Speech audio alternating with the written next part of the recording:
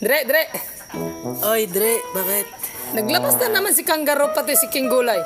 Nang alin? Nang kanta sa rebat natin, sa diss natin, wala pa nga nag-rebat eh. Oh, talaga? Tapos sa kanta nating Pingsoy, may tinamaan isa. Oh, Yun nga lang, hindi naman siya dinidis.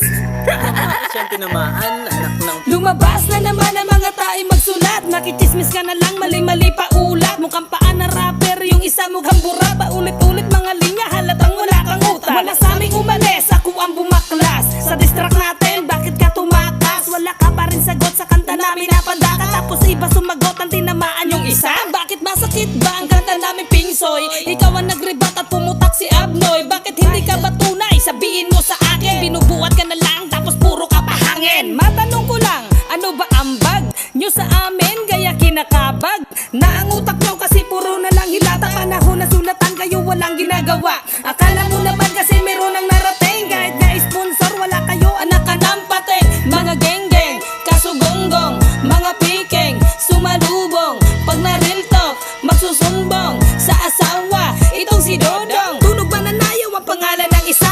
Kasama si King Gulay at payat mo na kasama. May sakit ka ba? Let's go, ako naman.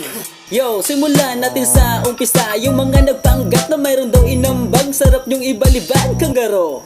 Ipakita mo nga sa'kin, naging pakinabag mo. Di kami nakinabang na pinagputahan nyo. Nakiisa ka lang naman sa larangan ng rap. Ikaw nakisaw-saw, kami pa yung nagpanggap. Nainggit daw kami, putya sulatan nyo. Parang ginaruti ng karit na hawak ko. Putak daw na putak, sino kaya mukhang manok? Sarili mong kagagawan, ikaw din ang nag-amok. Naalala nyo pa ba, nalubog na kayo dati? Dahil sa one blood, nabuhay ang mga bulate. Ilang taon na, pero bilang pakanta nyo. Bukod sa hindi kalat, walang suportang matino. Tumatapang talaga, bakit ninyo bigkasin?